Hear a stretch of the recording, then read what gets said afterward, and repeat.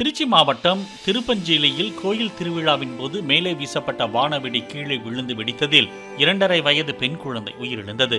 வானத்தை நோக்கி வீசப்பட்ட வெடி வெடிக்காமல் கீழ் நோக்கி வந்ததில் அந்த வழியாக குழந்தையை தூக்கி கொண்டு நடந்து சென்ற பெண்ணின் வலது தோள்பட்டை மீது விழுந்து வெடித்துள்ளது.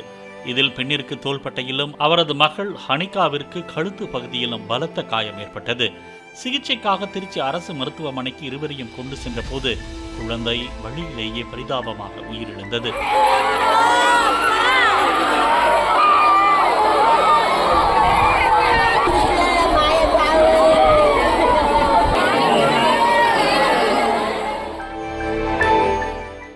பிளே ஸ்டோர் மற்றும் ஆப் ஸ்டோரில் இருந்து பாலிமர் செயலியை QR கோடு மூலம் பதிவிறக்கம் செய்யுங்கள்.